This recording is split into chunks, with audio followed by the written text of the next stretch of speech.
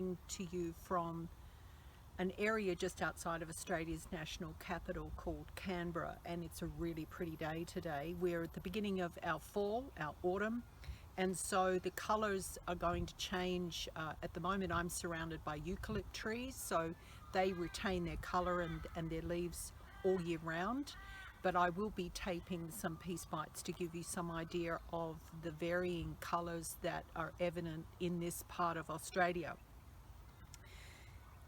This week, I want to talk about people and people being the most important asset on earth.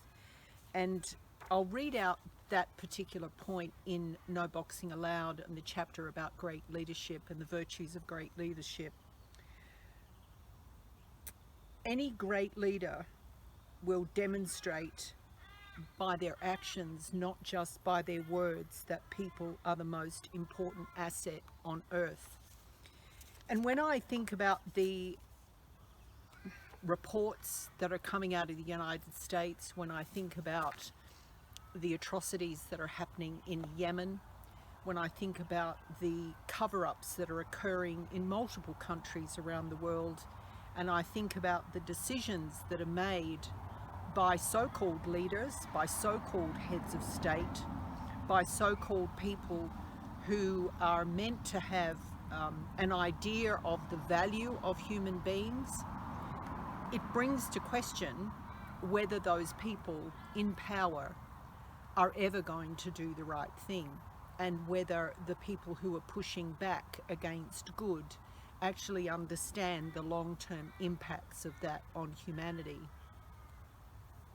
When I was a child growing up, I was a people person from the very beginning. And some people aren't as outgoing, and they aren't as, I suppose, comfortable in the presence of others compared to other people. And that's okay.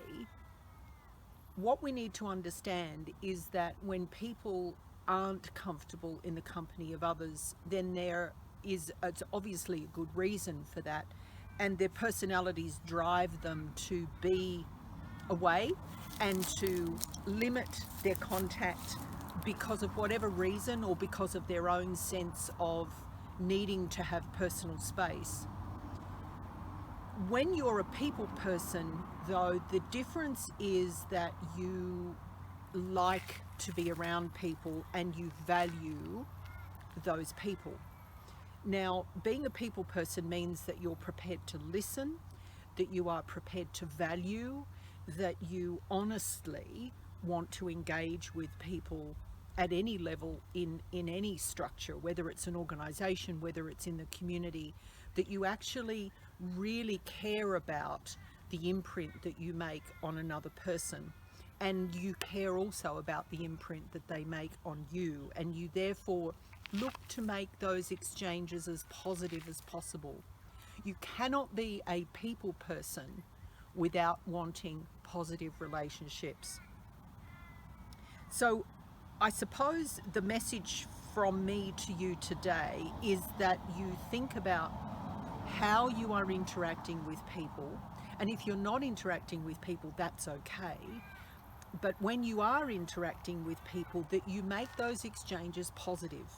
You may need to impart a negative message, as I did with a client this week. I had to provide information that was not comfortable for them to receive, but I explained that I'm better to provide them with the truth of a situation, a snapshot that I had taken of current status, than for me to gloss over or hide that from them, so that later when the really bad surprise comes, they're not prepared for it. So you've got to balance the need for truth and the need for integrity with the impact that it's going to have on the person on the receiving end.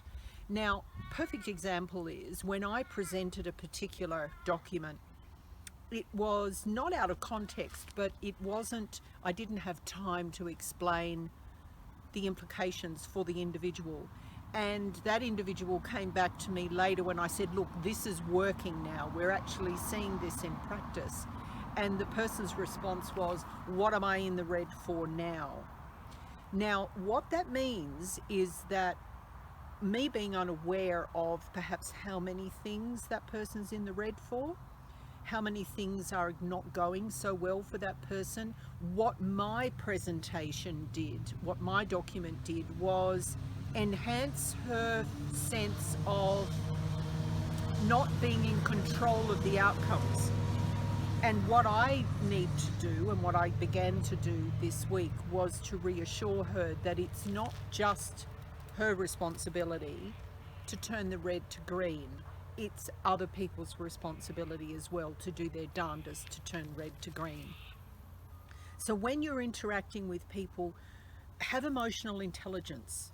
Put it on your shoulders and actually say, if I was that person receiving the message I'm about to give, how would I feel? And don't always think about what would I think, because I can guarantee to you, and this is in every scientific text, humans respond emotionally in the very first way. That their emotions will feed the thinking process. So if it's emotionally confronting, their thinking process will be different. If it's emotionally soothing, their thinking process will be as a direct result of that more positive message. So think about the other person, have emotional intelligence, project and role play in your own mind. What would this sound like if somebody was telling me? How would I feel about this message? I hope you have a really great week going forward. You can hear the beautiful birds that I'm surrounded by. I'm delighted to be out in the countryside, and I'm very much looking forward to bringing another topic to you next week. I hope you have a great week. Bye for now.